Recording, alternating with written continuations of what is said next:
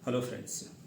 तो आपने कई बार सुना होगा कि या देखा भी होगा न्यूज़ में, टीवी में, कि राहुल गांधी या फिर ऑपोजिशन जो है वो मोदी जी को बार बार अडानी और अंबानी से लिंक करके उनको घेरने की कोशिश करती है, या बार बार अडानी अंबानी इतना करती है कि लगता है कि इनकी कोई पर्सनल दुश्मनी है अडानी अंबानी से।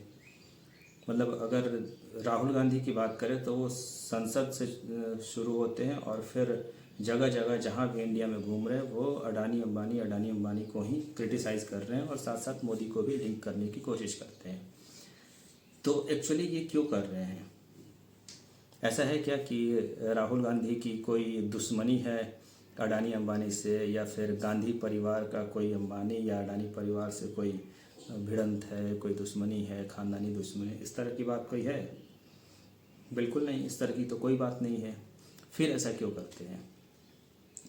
वो ऐसा क्यों करते हैं, इसके लिए हमें समझना पड़ेगा कि कैपिटलिस्ट माइंडसेट क्या होता है और क्रोनी कैपिटलिज्म क्या होता है। तो मेनली अगर देखा जाए तो देश को आगे ले जाने के लिए, देश को डेवलप बनाने के लिए तीन तरह की माइंडसेट होती है। एक होती है जो लेफ़्ट की सोच, एक सेंटर की सोच और एक राइट की सोच। लेफ़्ट में क्या होता है कि लेफ़्ट में जनता को पावरफुल बनाने की कोशिश की जाती है कि जनता को अपने राइट का पता होना चाहिए, जैसे फंडामेंटल राइट या ह्यूमन राइट है, ये पता होना चाहिए। ज़्यादा पावर जनता के हाथ में होनी चाहिए। कोई एक राजा बन के नहीं रहना चाहिए, या कोई इतने बड़े देश में दो चार करोड़पति नहीं होने चाहिए, सबके पास बराबर पैसे होने चाहिए। इस तरह की चीज़ें लेफ़्ट करती है। सेंटर क्या करती है, जैसे कि कांग्रेस है, वो क्या कहती है कि मिक्स्ड इकोनॉमी होनी चाहिए। कुछ करोड़पति भी होने चाहिए, उनके हाथ में भी थोड़े बहुत पावर होने चाहिए, और कुछ ये वाली लेफ़्ट वाली भी माइंडसेट कि जनता को भी ये समझ आना चाहिए कि मेरा पावर क्या है, मेरे फंडामेंटल और ह्यूमन राइट क्या है, और जनता को ये फ्रीडम फील होनी चाहिए। और जो राइट सोच है वो क्या कहती है कि वो बिल्कुल ही जो लेफ़्ट था ना, उसका मिरर इमेज है। वो कहती है कि सारा पावर ऊपर वाले के हाथ में होना चाहिए, पावरफुल लोगों के हाथ में होना चाहिए, अमीर, करोड़पति, सरकार, सारा पावर इनके पास होना चाहिए। जनता के पास कोई खास पावर नहीं होनी चाहिए। जनता सिर्फ सर्व करने के लिए है। एक तरीके से कहा जाए तो जनता सिर्फ नौकर बनने के लिए है। इसका क्या एक एग्जांपल देके अगर समझाऊं तो वो ऐसा है राइट वालों का, जिसे कि हम कैपिटलिस्ट माइंडसेट भी कहते हैं। वो राइट वाले जो होते हैं वो कैपिटलिस्ट माइंडसेट को बड़ा ही सपोर्ट करते हैं। तो कैपिटलिस्ट माइंडसेट का एक एग्जांपल देखते हैं। तो उसमें क्या है कि सपोज़ कि आपके घर के आसपास कुछ 100-200 कपड़े की दुकानें हैं, ठीक है। वहाँ की कपड़े की बिक्री सही हो रही है, तो इसलिए ही 100-200 दुकानें हैं। 100-200 दुकानों को चलाने के लिए 100-200 फैमिलियाँ हैं, जो कि अलग अलग फैमिलीज़ हैं, और उनका अपना अपना जीवन यापन उसी कपड़े से चल रहा है, कपड़े को बेच करके चल रहा है। अब क्या होता है कि अडानी अंबानी को, सबसे पहले सरकार को, जो राइट की सरकार होती है, सरकार को ये रियलाइज़ होता है कि ये जो मार्केट है ये काफ़ी अनऑर्गेनाइज है। टैक्स की चोरी का ब्लेम लगाते हैं, अनऑर्गेनाइज का होने का ब्लेम लगाते हैं, या फिर सफाई और फलाना ढिमकाना का ब्लेम लगाते हैं, और फिर कहते हैं कि इसको ऑर्गेनाइज करने की ज़रूरत है। तो इसको ऑर्गेनाइज कैसे करेंगे?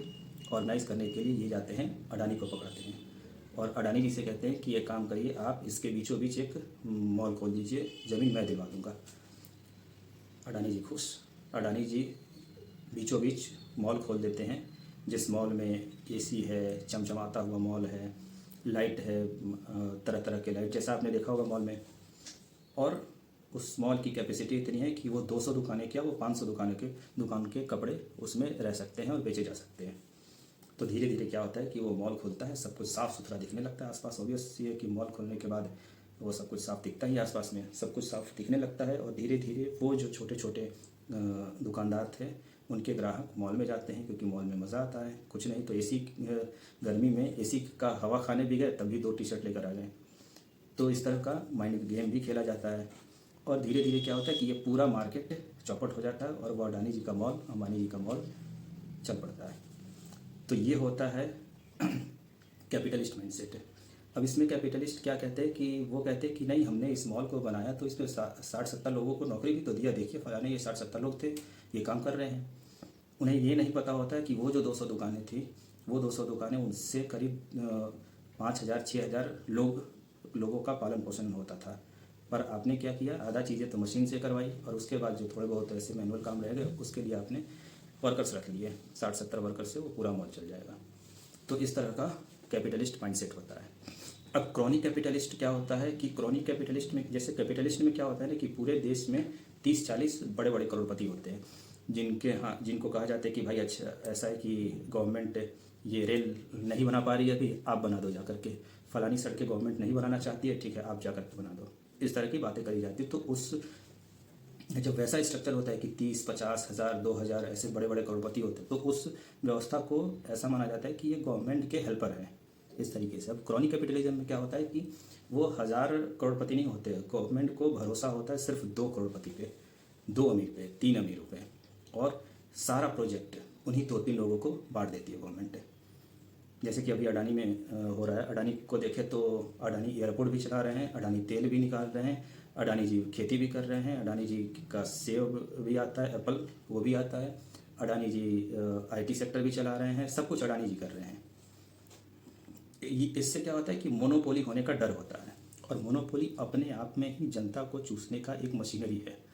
मोनोपोली में क्या होता है कि आपको एक ऐसा सिस्टम दे दिया जाता है, स्ट्रॉन्ग सिस्टम, जिसमें कि उसके पास पूरा हक होता है कि वो फलाने चीज़ का दाम 100 रुपये रखे या 500 रुपये रखे, वो उसकी मर्ज़ी है, आपको तो ज़रूरत है उसकी, खरीदेंगे ही, या फिर नहीं खरीदेंगे तो जाएंगे कहाँ। इस तरह की बात मोनोपोली में होती है। जैसे कि अगर आपके इलाके में अगर कोई एक होगा जो सब्ज़ी बेचने वाला होगा, तो वो 10 रुपये या 20 रुपये किलो जो आलू मिल रहा है उसको वो कहेगा कि 50 रुपये में दूंगा, नहीं लेना मत लो, बिना आलू के आप कितने दिन तक रहोगे। तो फिर क्या कहेगा कि ठीक है फिर लो। इतना ही नहीं, जैसे अडानी जी क्या करते हैं, अडानी का क्या है कि वो गोडाउंस या फिर कोल्ड स्टोरेज भी खोल रहे हैं। उसमें क्या होगा कि अडानी जी सारा किसानों से सारा जो अन्न है, फसल है, वो खरीदेंगे, कोल्ड स्टोरेज में रखेंगे, वो अपने अकॉर्डिंग पूरी दुनिया, पूरी इंडिया के मार्केट को रेगुलेट करेंगे। अपने अकॉर्डिंग वो क्या करेंगे कि फलाने चीज़ को अभी रोक दो, मार्केट में मत ले जाओ, उसकी डिमांड थोड़ी बढ़ने दो, प्राइस बढ़ेगी, डिमांड बढ़ेगी तो प्राइस बढ़ेगी, तब उसको मार्केट में फिर निकालो। तो उससे क्या होगा कि प्रॉफिट ज़्यादा होगा, और उनके पास तो कोई दिक्कत नहीं क्योंकि कोल्ड स्टोरेज में वैसे ही सेफ है। तो ये होता है कैपिटलिस्ट और क्रॉनिक कैपिटलिस्ट माइंडसेट है। और जो राहुल गांधी और अपोजिशन जो बार बार विरोध करते हैं वो इसी माइंडसेट का विरोध करते हैं। और मेरा भी मानना है कि ऐसा किसी भी देश में नहीं होना चाहिए। मतलब हम इंडिया जैसी इकोनॉमी में डायरेक्ट US का कोई मॉडल ला करके और इम्प्लीमेंट करने लग जाएं तो इंडिया और भी बुरी कंडीशन में चला जाएगा, क्योंकि अभी भी यहाँ पे लोगों की परचेजिंग पावर उतनी है नहीं, सरकारी नौकरी देती नहीं है, एजुकेशन का हाल एकदम बिल्कुल बुरा है। तो ये जनता को त्रस्त करने की एक मशीनरी बन जाएगी कैपिटलिज्म और क्रॉनिक कैपिटलिज्म जो माहौल है। तो राहुल गांधी का या अपोजिशन का विरोध करना बिल्कुल जायज़ है, और मेरे ख्याल से ये बिल्कुल नहीं होना चाहिए।